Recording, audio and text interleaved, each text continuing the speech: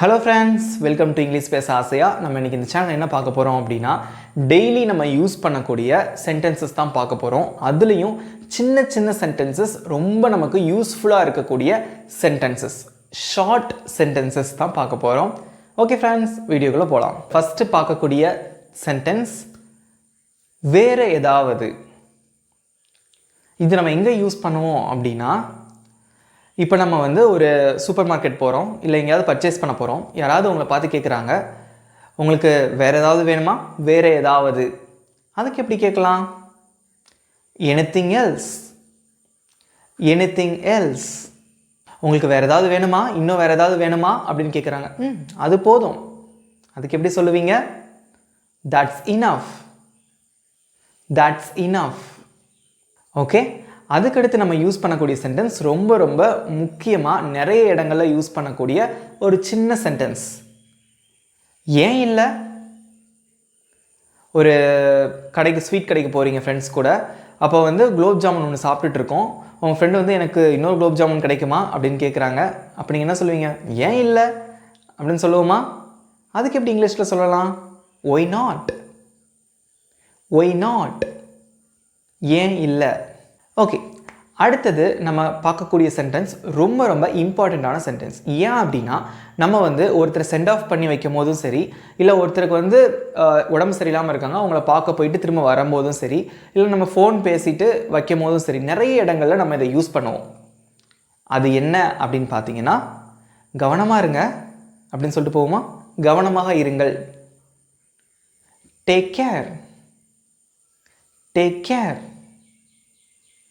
Take care அப்படின்னா உங்களை நீங்கள் கவனமாக பார்த்துக்கோங்க, கேர் பண்ணி பார்த்துக்கோங்க அப்படின்னு அர்த்தம். ஓகே ஃப்ரெண்ட்ஸ், இந்த சென்டென்ஸும் ரொம்ப ரொம்ப முக்கியமான சென்டென்ஸ். இது எப்போ யூஸ் ஆகும் அப்படின்னா, உங்கள் ஃப்ரெண்டை இன்றைக்கி மீட் பண்ணிவிட்டு டியூஷன் சென்டரில் டியூஷன் படிக்கிறோம், நம்ம ஃப்ரெண்ட்ஸை வந்து மீட் பண்ணிவிட்டு போகிறோம். நாளைக்கு திரும்ப நம்ம அந்த டியூஷன் சென்டர் வருவோம். நாளைக்கு பார்க்கலாம் அப்படின்னு சொல்லுவோமா? நாளைக்கு பார்க்கலாம் அப்படின்னா எப்படி சொல்லுவீங்க உங்கள் ஃப்ரெண்டை பார்த்து? see you tomorrow. நாளைக்கு பார்க்கலாம், see you tomorrow. அதுக்கு அடுத்தது நம்ம ஃபோனில் பேசிகிட்ருக்கோம். பேசும்போது உங்களை பார்த்து ஒருத்தர் கேட்குறாங்க, வேறு ஏதாவது இருக்கா, வேறு ஏதாவது அப்படின்னு கேட்குறாங்க. நீங்கள் சொல்கிறீங்க வேறு ஒன்றுமே இல்லை அப்படின்னு சொல்கிறீங்க. வேறு ஒன்றுமே இல்லை அப்படிங்கிறதுக்கு எப்படி இங்கிலீஷில் சொல்லலாம்? Nothing else, nothing else. Nothing அப்படின்னா ஒன்றுமே இல்லை அப்படின்னு அர்த்தம் இல்லையா? Nothing else. ஓகே ஃப்ரெண்ட்ஸ், அடுத்து நம்ம பார்க்கக்கூடிய சென்டென்ஸ், ஃபோன் பண்ணுவாங்க, பண்ணிவிட்டு அப்புறம் வேறு என்ன, நல்லா இருக்கீங்களா, எப்படி இருக்கீங்க, வேறு ஏதோ விசேஷம் உண்டா அப்படின்னு கேட்பாங்க. ஓகே, அப்போ நம்ம எப்படி ஆன்சர் பண்ணுவோம்? விசேஷம்லாம் ஒன்றும் இல்லை, விசேஷம் ஏதும் இல்லை அப்படிங்கிறத எப்படி சொல்லலாம் இங்கிலீஷில்? Nothing special, nothing special. அடுத்தது நம்ம யூஸ் பண்ணக்கூடிய சென்டென்ஸ், அடிக்கடி இதை நம்ம யூஸ் பண்ணுவோம்.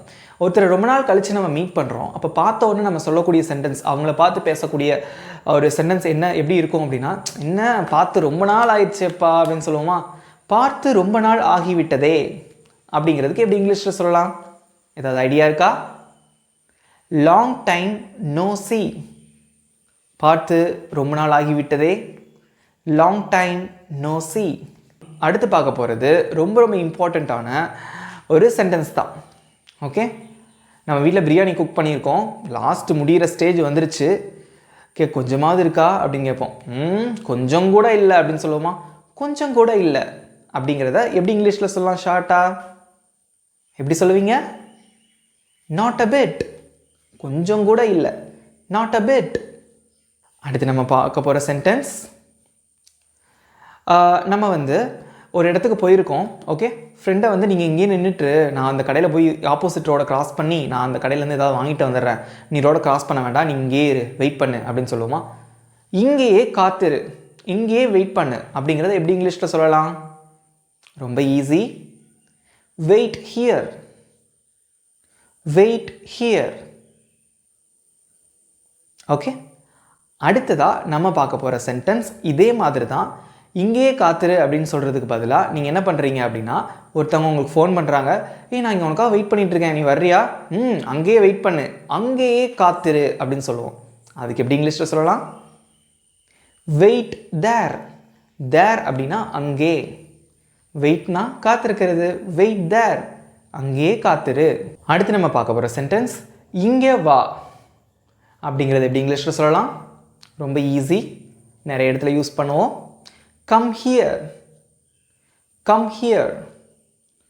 ஹியர்னா இங்கே, கம்னா வா, இங்கே வா, கம் ஹியர். அடுத்து நம்ம பார்க்க போகிற முக்கியமான சென்டென்ஸ். ஓகே, இப்போது ஒருத்தவங்கள ரொம்ப நாள் கழிச்சு மீட் பண்ணுறீங்க, நீங்கள் கூட்டத்தில் இருக்கீங்க, அவங்க தூரமாக இருக்காங்க, நீங்கள் அவங்கள பார்த்து சொல்கிறீங்க இங்கே பாரு அப்படின்னு, அப்படி காட்டுறீங்க, இங்கே பாரு நான் இங்கே இருக்கேன் அப்படின்னு சொல்கிறீங்க. இங்கே பாரு அப்படிங்கிறதுக்கு எப்படி சொல்லலாம்? Look here. லுக்னா பார்க்குறது, ஹியர்னா இங்கே, இங்கே பாரு, லுக் ஹியர். ஓகே, இதே இது அடுத்து நம்ம பார்க்க போகிற சென்டென்ஸ் அங்கே பாரு அப்படின்னு சொல்லணும். அதுக்கு எப்படி சொல்லுவீங்க? லுக் தேர். தேர்னா அங்கே, லுக்னா பார்க்குறது, லுக் தேர், அங்கே பாரு. அடுத்தது உங்ககிட்ட யாராவது வந்து ஒரு பென் ஆர் பென்சில் ஏதாவது ஒன்று வச்சுருக்காங்க, இது நான் எடுத்துக்கிட்டுமா அப்படின்னு கேட்குறாங்க. ஓகே, நீங்கள் அவங்கள பார்த்து எடுத்துக்கோ, எடுத்துக்கொள் அப்படின்னு சொல்கிறோம். அதுக்கு எப்படி இங்கிலீஷில் சொல்லலாம்? டேக் இட், டேக் இட், எடுத்துக்கொள். அடுத்து நம்ம பார்க்க போகிற சென்டென்ஸ் என்ன அப்படின்னா அருகில் வா, என் பக்கத்தில் வா அப்படின்னு சொல்லுவோமா? அதுக்கு எப்படி சொல்லலாம் இங்கிலீஷில்? ஏதாவது ஐடியா இருக்கா? ரொம்ப ஈஸியாக சொல்லலாம். எப்படின்னு பார்த்தீங்கன்னா கம் நியர். நியர்னா அருகில், கம்னா வா, அருகில் வா, கம் நியர். அடுத்து நம்ம பார்க்க போகிற சென்டென்ஸ் என்ன அப்படின்னா வெளியே காத்துரு, வெளியே வெயிட் பண்ணு அப்படின்னு சொல்லுவோமா? அதுக்கு எப்படி இங்கிலீஷில் சொல்லலாம்? இதெல்லாம் நம்ம டெய்லி யூஸ் பண்ணக்கூடிய sentence. Wait outside, wait outside, வெளியே காத்திரு. அடுத்து நம்ம பார்க்க போகிற சென்டென்ஸ் மேலே போ. மேலே போ அப்படிங்கிறதுக்கு எப்படி இங்கிலீஷில் சொல்லலாம் அப்படின்னா ஏதாவது ஐடியா இருக்கா?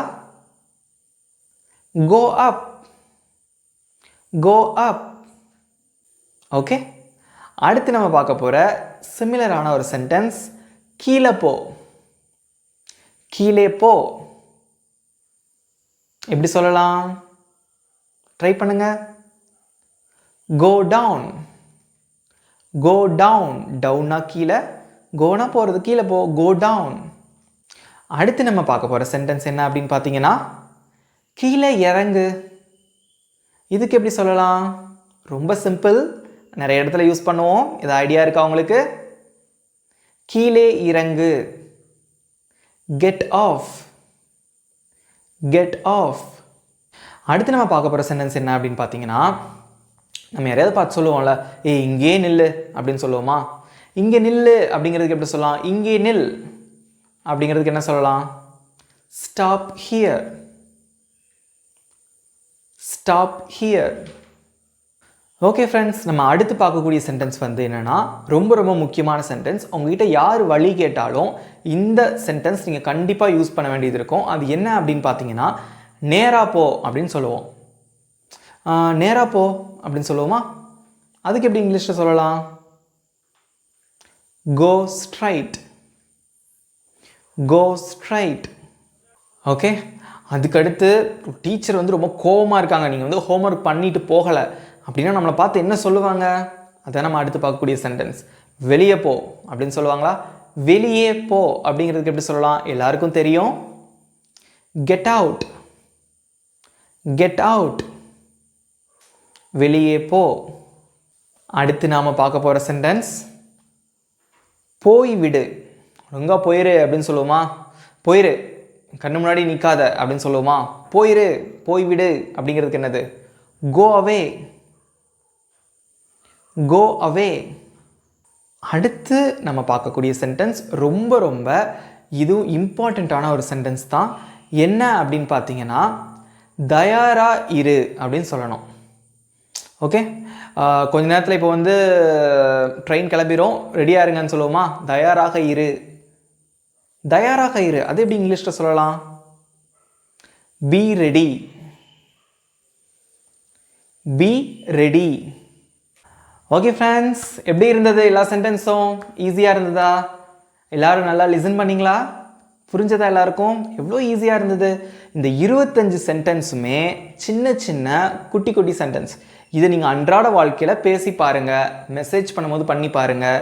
ஓகே, உங்கள் ஃப்ரெண்ட்ஸ் கூட, ரிலேட்டிவ்ஸ் கூட எல்லார் கூடயும் பேசி பாருங்கள். ரொம்பவே ஈஸியாக இருக்கும். ஓகே, உங்களுக்கு நல்ல ஒரு கான்ஃபிடன்ஸ் வந்துச்சா?